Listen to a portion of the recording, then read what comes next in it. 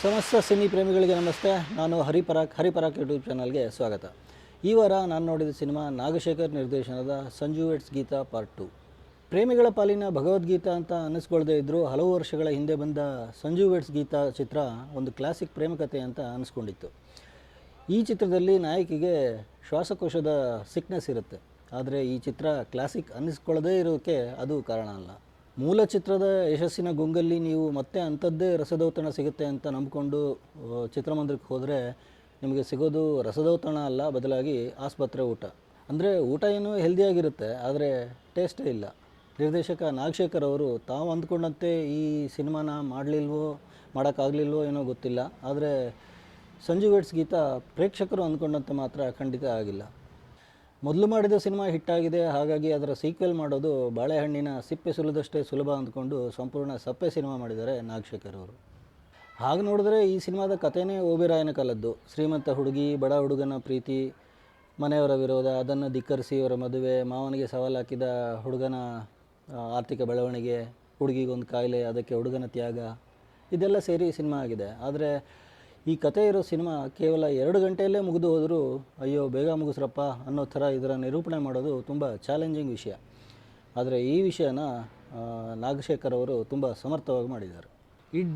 IDLY ಅಂದರೆ I deeply love you ಅನ್ನೋ ವಿವರಣೆ ಕೊಟ್ಟಿರೋ ನಾಗಶೇಖರ್ ಅವರು ತುಂಬ ಸಾಫ್ಟ್ ಸೀದಾ ಅನಿಸೋ ಕತೆಗೆ ಒಗ್ಗರಣೆನೇ ಹಾಕಿಲ್ಲ.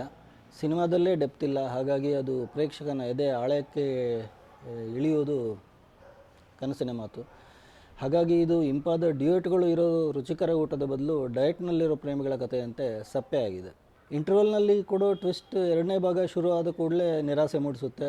ಇನ್ಮೇಲಾದರೂ ಸಿನಿಮಾ ನೋಡೋಂಗಿರುತ್ತೆ ಅಂತ ಪ್ರೇಕ್ಷಕ ಅಂದ್ಕೊಂಡ್ರೆ ಮತ್ತೆ ಅದೇ ಎಲ್ಲೋ ನೋಡ್ದಂಗಿರೋ ಕಥೆಯನ್ನೇ ಮಾಡಿದ್ದಾರೆ ನಿರ್ದೇಶಕ ನಾಗಶೇಖರ್ ಅವರು. ಈ ಸಿನಿಮಾದ ಪ್ರೇಮಕತೆಯ ನಡುವೆ ಶಿಡ್ಲಘಟ್ಟದ ಸಿಲ್ಕನ್ನು ಜನಪ್ರಿಯಗೊಳಿಸೋ ಪ್ರಯತ್ನವೂ ಮಾಡಿದ್ದಾರೆ ನಿರ್ದೇಶಕರು. ಆದರೆ ಹಾಗಂತ ಅವರು ಈ ಮೂಲಕ ಸಿನಿಮಾಗೆ ಸಿಲ್ಕಿ ಟಚ್ ಕೊಟ್ಟಿದ್ದಾರೆ ಅಂತ ಹೇಳೋಕ್ಕಾಗಲ್ಲ. ಸಾಮಾನ್ಯವಾಗಿ ಜನ ಥಿಯೇಟ್ರಲ್ಲಿ ಸಿನಿಮಾ ನೋಡುವಾಗ ಸೈಲೆಂಟಾಗಿ ಇರ್ತಾರೆ ಅಂದರೆ ಸಿನಿಮಾದಲ್ಲಿ ಅಷ್ಟು ಮುಳುಗೋಗಿದ್ದಾರೆ ಅಂತ ಅರ್ಥ, ಇಲ್ಲ ಸಿನಿಮಾ ತುಂಬ ಬೋರಿಂಗ್ ಆಗಿದೆ ಅಂತ ಅರ್ಥ. ಈ ಸಿನಿಮಾದ ವಿಷಯದಲ್ಲಿ ಜನ ಯಾಕೆ ಸೈಲೆಂಟ್ ಆಗಿರ್ತಾರೆ ಅನ್ನೋದು ನಿಮಗೆ ಸಿನಿಮಾ ನೋಡುವಾಗ ಗೊತ್ತಾಗುತ್ತೆ.